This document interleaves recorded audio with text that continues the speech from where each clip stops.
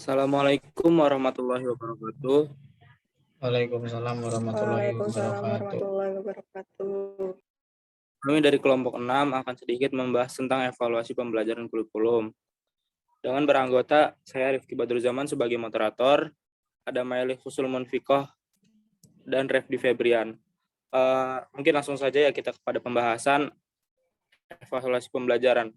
Menurut saya, evaluasi adalah suatu kegiatan yang sistematis untuk mengidentifikasi atau mengklarifikasi suatu kriteria untuk menentukan keberhasilan suatu program. Dengan demikian, yang dimaksud dengan evaluasi adalah kegiatan yang sistematif untuk mengumpulkan serta menganalisis ataupun menyajikan informasi yang bermanfaat untuk keberhasilan suatu acara. Untuk yang kedua, ada tahapan pelaksanaan evaluasi. Menurut saya ada yang pertama itu ada mempelajari kurikulum yang sudah ada, yang kedua meneruskan latar belakang, alasan atau mengapa kurikulum itu harus dievaluasi, yang ketiga ada menentukan apa yang harus diketahui dan menuliskan pernyataan evaluasi, yang keempat ada membuat rencana evaluasi, yang kelima mengumpulkan informasi atau data, yang keenam menganalisis suatu informasi, yang ketujuh meluruskan suatu simpulan, yang kedelapan itu menginformasikan hasil dari evaluasi tersebut. Yang kesembilan ada memanfaatkan hasil dari evaluasi. Mungkin sekiranya bisa ditambahkan oleh teman-teman saya, baik pengertian ataupun fungsi evaluasi dalam kurikulum. Ya, dipersilakan. Ya, mungkin izin menambahkan sedikit ya. Mengenai evaluasi kurikulum. Evaluasi kurikulum mencakup keseluruhan kurikulum atau masing-masing komponen kurikulum, seperti tujuan, isi, atau metode pembelajaran yang ada dalam kurikulum tersebut. Secara sederhana, evaluasi kurikulum dapat disamakan dengan penelitian, karena evaluasi kurikulum menggunakan penelitian yang sistematik, menerapkan prosedur ilmiah dan metode penelitian. Perbedaan antara evaluasi dan penelitian terletak pada tujuan. Evaluasi bertujuan untuk mengumpulkan atau menganalisis dan menyajikan data untuk bahan penentuan keputusan mengenai kurikulum, apakah akan direvisi atau diganti. Sedangkan penelitian memiliki tujuan yang lebih luas dari evaluasi, yaitu mengumpulkan, menganalisis, dan menyajikan dan untuk menguji teori atau membuat teori baru. Mungkin cukup dari saya. Terima kasih. Oke, makasih kepada saudara Refdi Febrian yang telah memaparkan apa itu tentang kurikulum. Mungkin saudari Maili bisa Izin nambahin ya tentang model evaluasi kurikulum. Kalau dilihat dari sejarah dan kondisinya, evaluasi kurikulum kan berkembang seiring dengan adanya perkembangan di bidang pendidikan. Terus ada beberapa model evaluasi kurikulum. Yang pertama itu ada evaluasi model penelitian, di mana model ini tuh mengacu pada teori dan menggunakan metode tes psikologis dan eksperimen lapangan. Kemudian yang kedua itu ada evaluasi model objektif. Model ini tuh penelitian objektif, ada beberapa hal yang harus diperhatikan. Di antaranya, yang pertama, adanya kesepakatan tentang tujuan kurikulum. Yang kedua, merumuskan tujuan tersebut dalam perbuatan peserta didik. Yang ketiga, menyusun materi kurikulum yang sesuai dengan tujuan tersebut. Dan yang keempat itu, ada mengukur kesesuaian antara perilaku siswa dengan hasil yang diinginkan.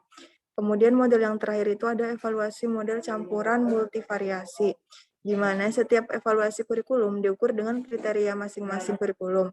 Model ini juga menyatakan unsur-unsur dari kedua pendekatan tersebut memungkinkan perbasingan lebih dari satu kurikulum.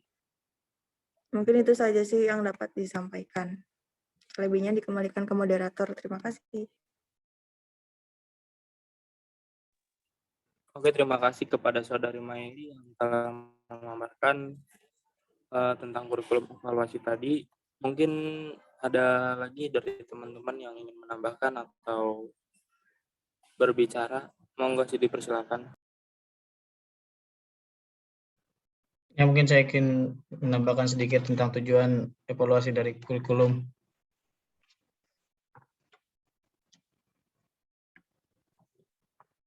Iya, dengan saudara Refdi Febrian, saya persilakan. Ya, tujuan dari evaluasi kurikulum itu ada dua hal, yaitu yang pertama, Evaluasi digunakan untuk menilai efektivitas, efisiensi, dan relevansi program. Yang kedua, evaluasi dapat digunakan sebagai alat bantu dalam pelaksanaan kurikulum pembelajaran. Mungkin cukup. Terima kasih. Ya, terima kasih kembali kepada Saudara Refdi Febrin yang telah menambahkan. Mungkin saya juga akan sedikit menambahkan ya tentang fungsi dari kurikulum. Yang pertama itu fungsi penyesuaian, yang kedua fungsi integritas, yang ketiga fungsi diferensial, yang keempat fungsi persiapan, yang kelima fungsi pemilihan, dan yang keenam ada fungsi diagnostik. Mungkin itu aja dari kelompok kami. Mungkin ada yang mau nambahin apa mending dicukupkan saja?